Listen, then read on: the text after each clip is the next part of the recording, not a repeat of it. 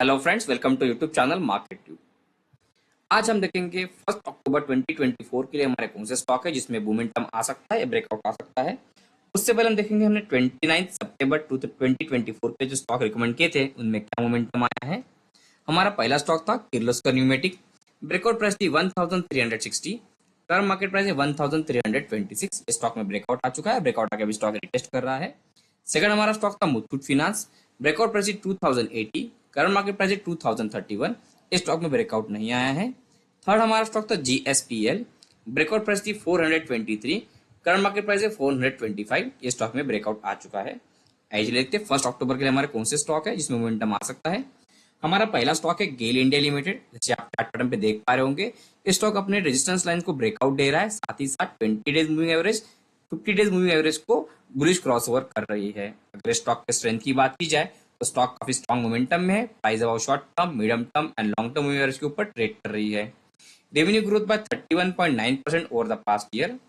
Net profit growth by 76.97% over the past year.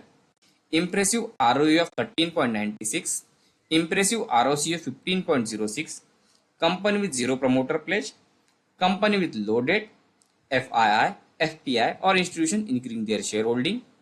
अगर stock के financial strength की बात की जाए तो हाई फाइनेंशियल स्ट्रेंथ वाला स्टॉक है, अफोर्डेबल वैल्यूएशन है और टेक्निकली फिलहाल न्यूट्रल है। लेकिन अगर ये स्टॉक 246 के ऊपर ब्रेकआउट देके सस्टेन करता है तो हमको टारगेट 1 देखने को मिल सकता है 267, टारगेट 2 हमको देखने को मिल सकता है 300 और एसएल हमको मेंटेन करके चलना होगा 225 का।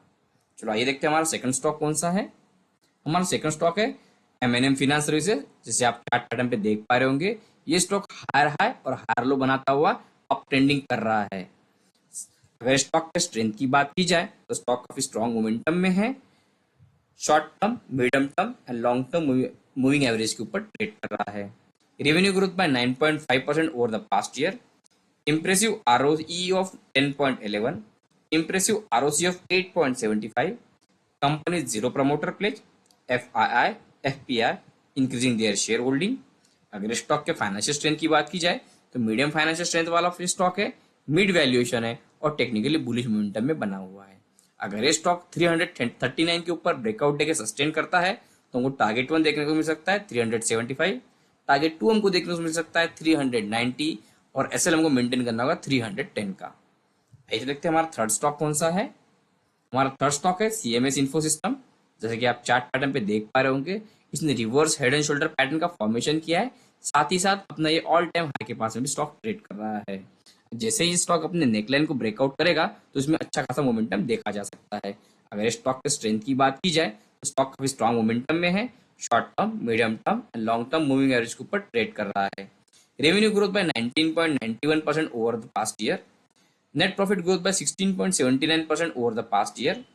Impressive ROE of 20.3. Impressive ROC of 27.54. Company with zero promoter pledge. Company with no debt. FII, FPI और institution increasing their shareholding। अगर इस स्टॉक के फाइनेंशियल स्ट्रेंथ की बात की जाए तो हाई फाइनेंशियल स्ट्रेंथ वाला स्टॉक है, मिड वैल्यूएशन है और टेक्निकली बुलिश मोमेंटम में बना हुआ है। अगर ये स्टॉक 600 के ऊपर ब्रेकआउट देके सस्टेन करता है तो हमको टारगेट 1 देखने को मिल सकता है 645, टारगेट 2 हमको देखने को मिल सकता है 720 और एसएल हमको मेंटेन करना होगा 550 का। सो फ्रेंड्स, आप डेली इसी प्रकार से बुलिश मोमेंटम स्टॉक और ब्रेकआउट स्टॉक के बारे में जानकारी चाहते हो तो हमारे वीडियो को लाइक कीजिए और हमारे चैनल को सब्सक्राइब कीजिए। Thank you.